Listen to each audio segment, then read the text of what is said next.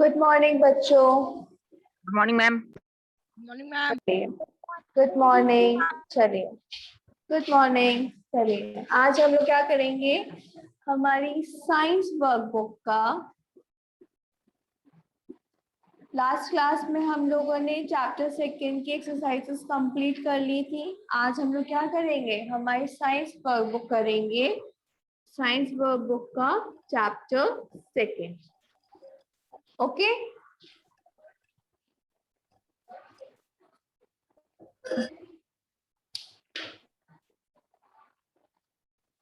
चलिए, तो फर्स्ट है आपका, इसमें आपका सेकंड चैप्टर खोलिए, माइक्रो ऑर्गेनिजम्स फ्रेंड्स एंड फोए। तो इसका फर्स्ट पॉइंट है, you must have noticed that food gets spoiled when kept outside for a day और टू। तो आपने देखा होगा जब भी हम क्या करते हैं, हमारे फूड को 1 या 2 दिन बाहर रख देते हैं तो क्या हो जाता है, खराब हो जाता है।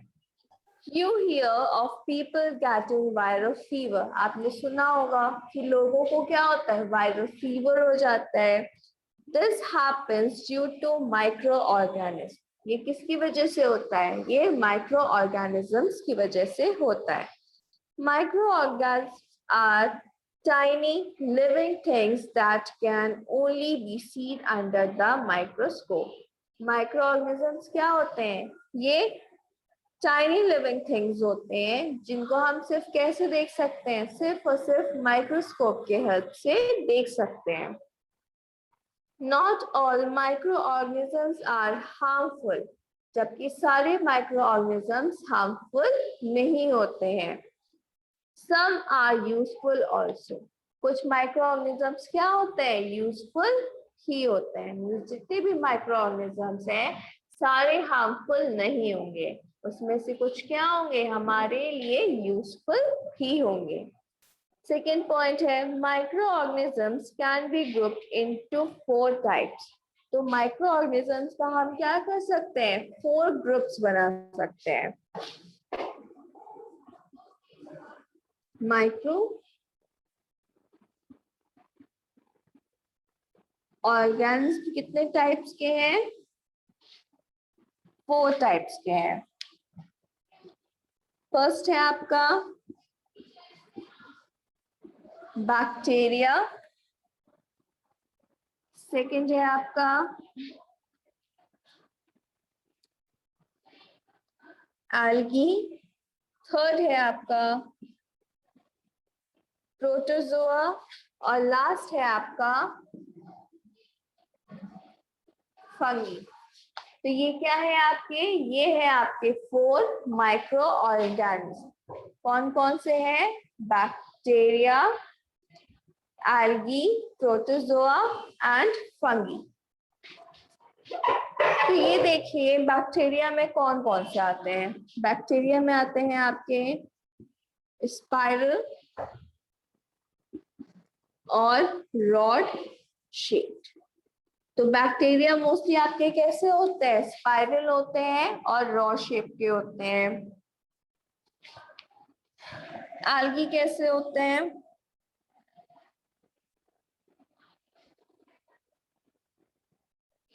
स्पाइरोगायरा या फिर क्लाइमेंडोमेंस। ये क्या है आपके, एल्गी है। फिर प्रोटोजोआ आपके क्या हो गए, अमीबा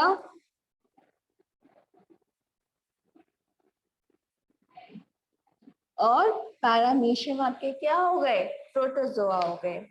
लास्ट फंगी क्या है, फंगी होते हैं आपके जो ब्रेड मोल्स होते हैं, मीन्स जब आपकी ब्रेड खराब हो जाती है उसमें छोटे छोटे मोल्स आ जाते हैं। पेनिसिलिन, ये सारे क्या है आपके, ये सारे आपके माइक्रो ऑर्गेनिज्म है। तो माइक्रो ऑर्गेनिज्म कितने टाइप्स के हैं, माइक्रो ऑर्गेनिज्म 4 टाइप्स के हैं। पहला हो गया आपका बैक्टीरिया, सेकंड हो गया एल्गी, थर्ड हो गया प्रोटोजोआ और लास्ट हो गया आपका फंगी। अब फिर नेक्स्ट पॉइंट आता है, virus is also a micro organism. Virus भी क्या है, ये माइक्रो ऑर्गेनिज्म है that multiplies in a living thing. जो क्या करता है, ये जब किसी लिविंग थिंग के अंदर एंटर करता है तो अपने आप को क्या करता है, ये अपने आप को मल्टीप्लाई कर देता है। मींस अगर आपकी बॉडी में एक वायरस एंटर हुआ है तो जैसे ही वो बॉडी में एंटर करेगा वो क्या करेगा, अपने आप को बढ़ाना स्टार्ट कर देगा। फिर नेक्स्ट है, micro organism are found everywhere. तो जो माइक्रो ऑर्गेनिज्म होते हैं, ये क्या होते हैं, ये हर जगह प्रेजेंट होते हैं। In the air, water, plant, animal, soil etcetera. कहाँ कहाँ प्रेजेंट होते हैं, air, water, plant, animal, soil, हर जगह ये प्रेजेंट होते हैं। Microorganisms are useful to us in several ways. Microorganisms क्या है, हमारे लिए कुछ तरीकों से यूजफुल है।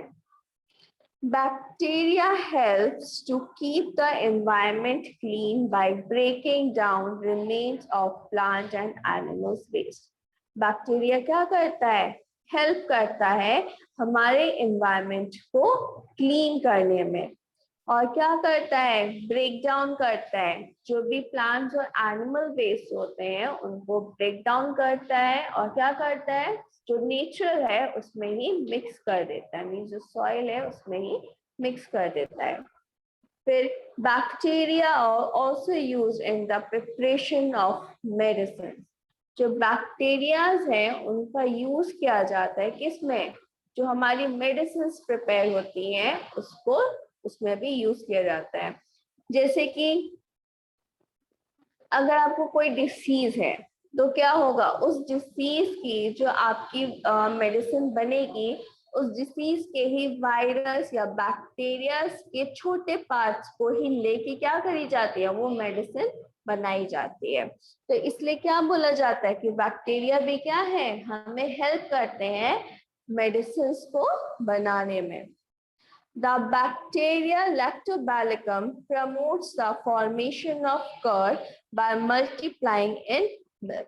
अब जो बैक्टीरिया है लैक्टोबैसिलस, ये किस में प्रेजेंट होता है, ये मिल्क में प्रेजेंट होता है, ठीक है। और ये क्या करता है, जब हम कर्ड बनाते हैं, जब आप लोग आपके घर में जब मम्मी दही जमाती है तो क्या करती हैं, बाहर रख देती है, जिससे क्या होता है, जो लैक्टोबैसिलस होता है वो इसमें एंटर करता है और क्या करता है, जो मिल्क होता है उसको कर्ड के फॉर्म में कन्वर्ट कर देता है। कैसे, अपने आप को मल्टीप्लाई करके। Bacteria are also use in making cheese, pickles etcetera. Bacteria का और कहाँ का यूज किया जाता है, चीज, पिकल्स बनाने में भी यूज किया जाता है। In agriculture, bacteria and blue-green algae are able to increase soil fertility by fixing nitrogen. Agriculture में जो बैक्टीरिया और ब्लू ग्रीन एल्गी होते हैं, ये एबल होते हैं किस, जो सॉइल फर्टिलिटी होती है उसको इंक्रीज करने में। कैसे, जो एटमॉस्फेरिक नाइट्रोजन होती है उसको किस में फिक्स करते हैं, ये सॉल्युबल फॉर्म में फिक्स करते हैं। They are called it biological nitrogen fixers. इसीलिए इन बैक्टीरियाज और ब्लू ग्रीन एल्गीज को क्या बोला जाता है, बायोलॉजिकल नाइट्रोजन फिक्सर्स के नाम से जाना जाता है। अब नेक्स्ट है आपका, east is used in commonly commercial production of alcohol and wine. East का यूज किया जाता है किसमें, जो हम कॉमर्शियली अल्कोहल और वाइन्स बनाई जाती हैं उसमें ईस्ट का यूज किया जाता है। The process of conversion of sugar into alcohol is called fermentation. जो प्रोसेस होता है जिसमें शुगर को किस में कन्वर्ट कर दिया जाता है, अल्कोहल में कन्वर्ट किया जाता है, इस प्रोसेस को क्या बोला जाता है, इस प्रोसेस को फर्मेंटेशन बोला जाता है। अब नेक्स्ट है आपका east is use in the baking industry in making cakes, bread etcetera. और जो ईस्ट होता है वो कहाँ यूज होता है? ईस्ट आपका बेकिंग इंडस्ट्रीज में यूज किया जाता है ताकि क्या बना सके? केक्स, ब्रेड्स बना सके। फिर आता है आपका द एंटीबायोटिक्स। क्या आता है? The antibiotics that doctors give you to treat diseases and produce more bacteria and fungi. Antibiotics क्यों दी जाती हैं? जो डॉक्टर्स होते हैं ये क्या करते हैं? ट्रीट करते हैं। जो ज्यादा बैक्टीरिया और फंगी प्रोड्यूस हो गए हैं उनको ट्रीट करते हैं। They are manufactured by growing specific micro organism. और इनके कैसे ग्रो करते हैं? मीन्स इनको कौन मैन्युफैक्चर करता है? जो स्पेसिफिक माइक्रो ऑर्गेनिज्म है वो क्या करते हैं? इसको ग्रो करते हैं। When an antibiotics enter the body, जब एंटीबायोटिक्स क्या होते हैं हमारी बॉडी के अंदर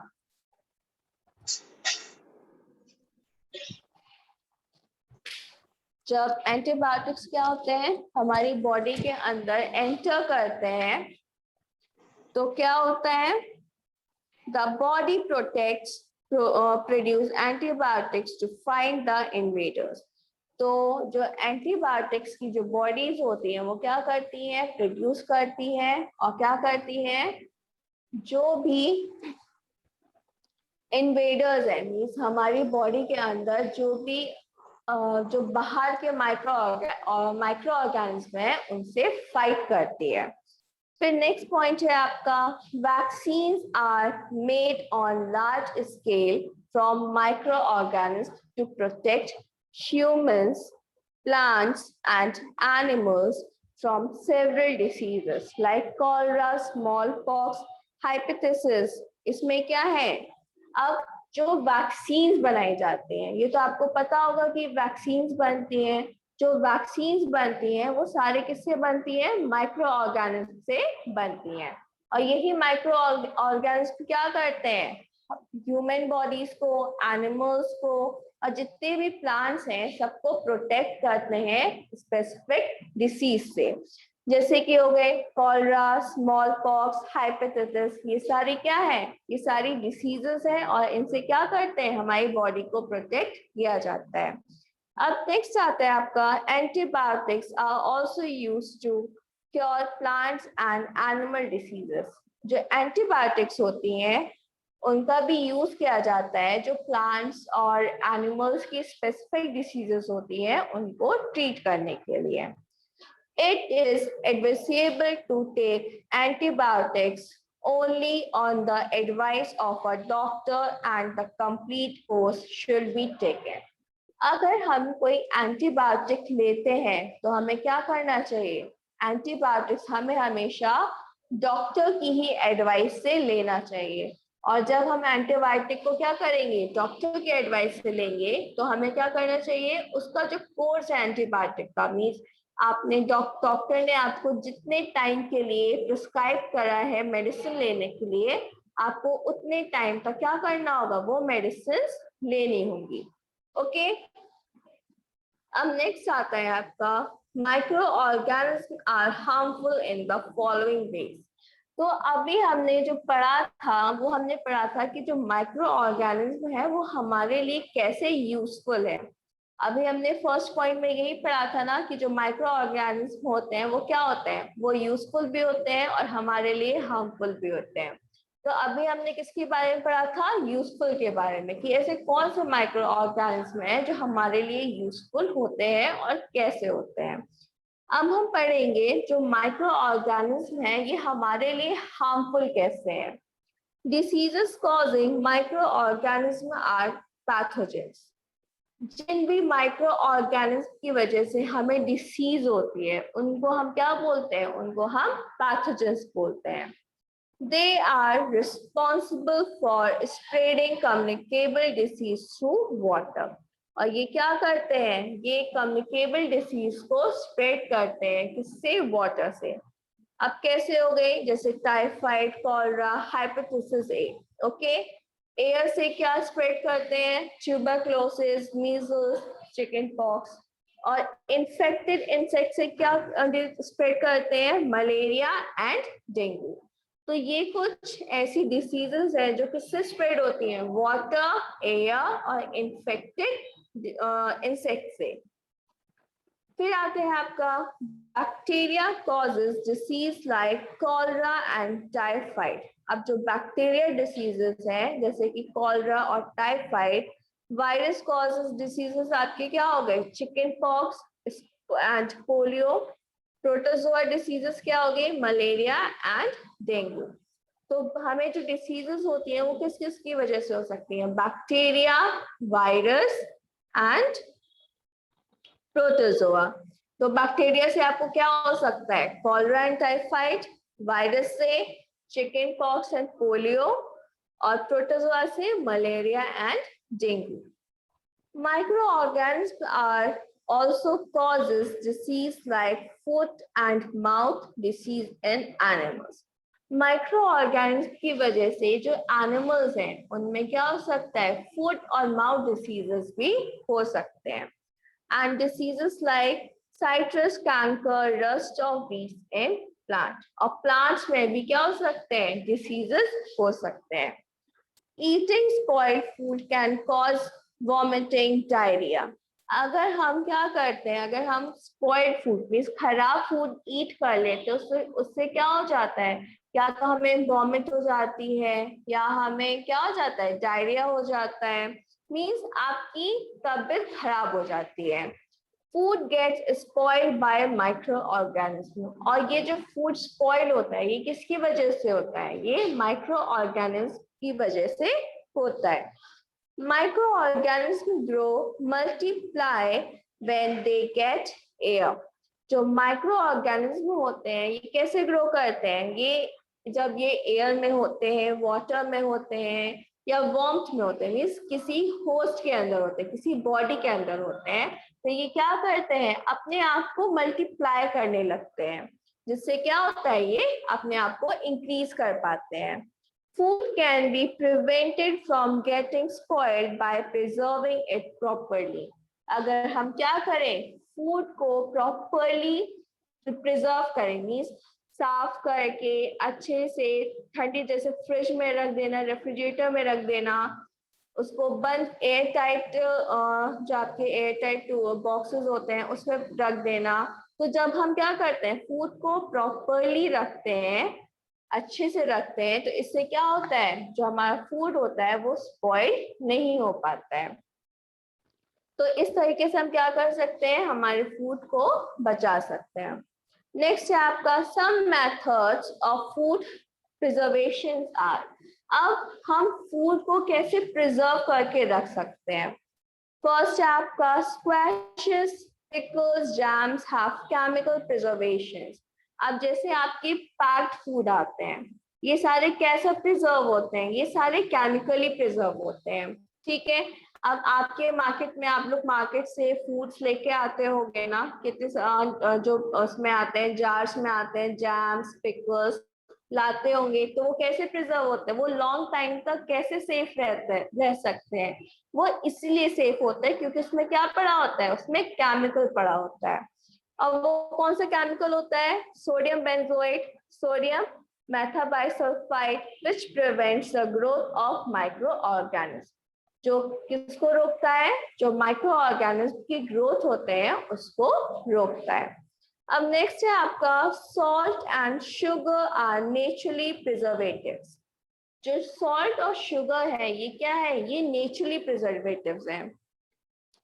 They absorb the moisture present in food। और ये क्या करते हैं, फूड में जो मॉइस्चर प्रेजेंट होता है उसको अब्सॉर्ब कर लेते हैं, thus preventing its spoilage। और जिसकी वजह से क्या होता है, जो फूड का जो स्पॉइलेज होता है वो रुक जाता है। फिर नेक्स्ट आता है आपका oil and vinegar also prevent spoilage of food as micro organism do not grow in them. जो ऑयल और विनेगर होते हैं ये भी क्या करते हैं, फूड को स्पॉइल होने से बचाते हैं। इनमें क्या नहीं हो पाता, जो माइक्रो ऑर्गेनिज्म होते हैं वो अपने आप को मल्टीप्लाई नहीं कर पाते हैं, जिसकी वजह से क्या होता है, ये फूड जो है वो स्पॉइल नहीं हो पाता है। फिर नेक्स्ट आता है आपका boiling milk for 15 to 30 seconds at 70 degrees Celsius and suddenly chilling it prevent the growth of microbes। अगर हम क्या करें, अगर हम जो मिल्क है, मिल्क को 15 to 30 seconds के लिए बॉइल कर ले 70 डिग्री पे, और क्या करें, उसको ठंडा कर लें, तो क्या होगा, इससे भी जो मिल्क में माइक्रो ऑर्गेनिज्म होते हैं वो ग्रो नहीं कर पाते हैं। This is called it pasteurisation, और इसी प्रोसेस को क्या बोलते हैं हम, पैस्चराइजेशन बोलते हैं, जो मोस्टली आपके जो पैक्ड मिल्क आते हैं उसमें फॉलो किया जाता है। ठीक है, फिर आता है your mother keeps left over cook food in the refrigerator as microorganisms cannot grow at low temperature। तो ये आपको पता होगा, आपके घर में जब कोई भी डिश बनती है अगर वो बच जाती है तो आपकी मम्मियाँ क्या करती हैं, उस फूड को प्रिजर्व करके कहाँ पे रख देती हैं, फ्रिज में रख देती है, रेफ्रिजरेटर में रख देती है। क्यों? क्योंकि जो माइक्रो ऑर्गेनिज्म होते हैं वो लो टेम्परेचर पे अपने आप को मल्टीप्लाई नहीं कर पाते हैं, और इससे क्या होता है, हमारा जो फूड होता है वो बच जाता है, स्पॉइल होने से बच जाता है। फिर नेक्स्ट है dry fruits and vegetables are sold in sealed air tight packets to prevent them from being attacked by micro organism. जितने भी ड्राई फ्रूट्स होते हैं, वेजिटेबल्स होते हैं, वो मोस्टली किस में सेल किए जाते हैं, पैक्ड फूड में सेल किए जाते हैं, जिससे क्या होता है, जो माइक्रो ऑर्गेनिज्म होते हैं वो उस पर अटैक नहीं कर पाते हैं, और वो फूड जो पैक्ड होती है, सील पैक्ड होती है, वो कैसे पैक्ड होती है, वो एयर टाइट पैक्ड होती है। ठीक है, फिर पॉइंट है आपका, have you learn that air is a mixture of gases. तो ये हमने पढ़ा था, जो एयर है ये क्या है, हमारा गैसेस का मिक्सचर है। Oxygen and carbon dioxide can be used by living things directly from the atmosphere। जो ऑक्सीजन और कार्बन डाइऑक्साइड है इसको हम क्या कर सकते हैं, डायरेक्टली यूज कर सकते हैं, किससे, एयर से। बट नाइट्रोजन कैन नॉट, पर हम नाइट्रोजन को यूज नहीं कर सकते हैं। Nitrogen is an essential constituents of all living organisms as part of protein, vitamin, chlorophyll। और ये नाइट्रोजन क्या है, ये एक इम्पॉर्टेंट एलिमेंट है, किसके लिए, सभी लिविंग ऑर्गेनिजम्स के। क्यों? क्योंकि ये किसका पार्ट है, नाइट्रोजन प्रोटीन, विटामिन और क्लोरोफिल का ये पार्ट है। Plants can not use atmospheric nitrogen directly. जो प्लांट्स होते हैं वो कभी भी एटमॉस्फेरिक नाइट्रोजन को डायरेक्टली यूज नहीं कर सकते हैं। तो अयाज बताइए, प्लांट्स कैसे यूज करते हैं नाइट्रोजन को? मैंने आपको बताया था ना लास्ट क्लास में। अयाज, रुद्राक्ष, Yes, ma'am. बताइए बताइए क्या बताया था मैंने आपको?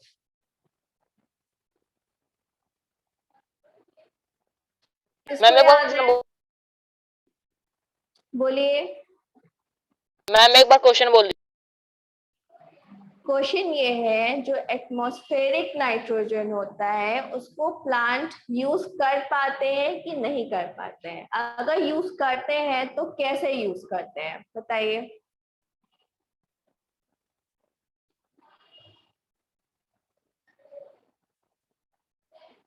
बताइए अयास, रुद्राक्ष,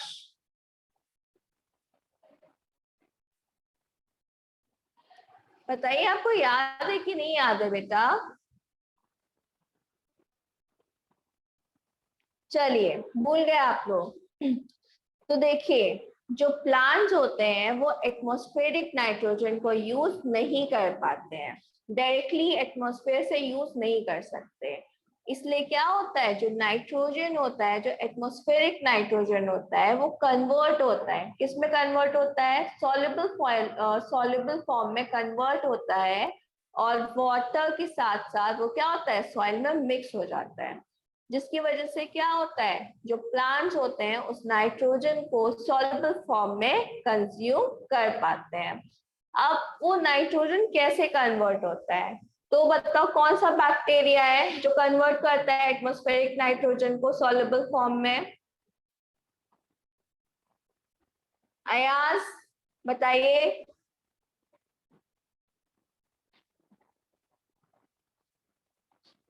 वो बैक्टीरिया राइजोबियम है। कौन सा बैक्टीरिया है वो? राइजोबियम। राइजोबियम क्या करता है, कन्वर्ट करता है एटमॉस्फेरिक नाइट्रोजन को सॉल्युबल फॉर्म में। So certain bacteria and blue-green algae can fix atmospheric nitrogen and convert it into usable compounds that can be utilized by plants through the soil with the help of roots. तो कुछ bacterias और blue green algae हैं जो क्या करते हैं, atmospheric nitrogen को convert करते हैं किस में, यूजेबल कंपाउंड में, मींस सॉइल में कन्वर्ट कर देते हैं, सॉइल में कन्वर्ट करके सॉइल में मिक्स कर देते हैं, जिससे क्या होता है, रूट्स के हेल्प से प्लांट्स क्या करते हैं, नाइट्रोजन को अब्सॉर्ब कर पाते हैं और उसका यूटिलाइज कर पाते हैं। Nitrogen is used for synthesise of protein.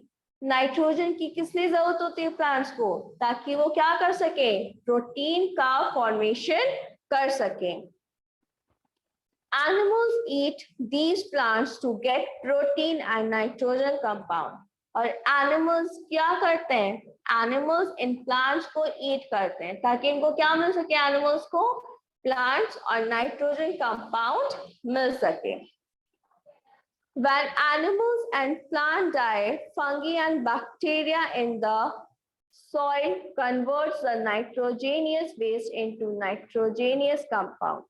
जब कोई भी प्लांट्स या एनिमल्स डेड हो जाते हैं तो फंगी और बैक्टीरिया क्या करते हैं, इन्हीं नाइट्रोजेनियस वेस्ट को किस में कन्वर्ट कर देते हैं, नाइट्रोजेनियस कंपाउंड में कन्वर्ट कर देते हैं, which are used by plants again, जिसको क्या होता है, प्लांट्स दोबारा से यूज कर सकते हैं।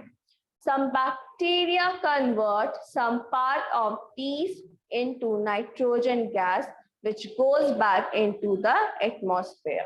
अब कुछ बैक्टीरियाज, सॉइल में कुछ ऐसे बैक्टीरियाज भी प्रेजेंट हैं जो क्या करते हैं, नाइट्रोजन को वापस गैस की फॉर्म में कन्वर्ट कर देते हैं, जिससे क्या होता है, नाइट्रोजन का कुछ पोर्शन गैस की फॉर्म में वापस एटमॉस्फेयर में चला जाता है।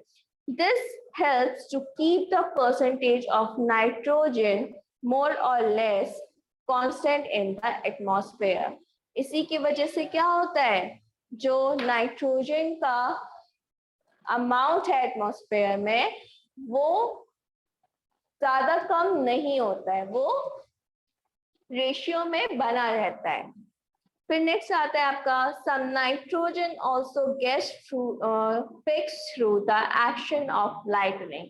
अब कुछ नाइट्रोजन ऐसे हैं जिसको हम किससे फिक्स कर सकते हैं, लाइटनिंग के भी थ्रू फिक्स कर सकते हैं।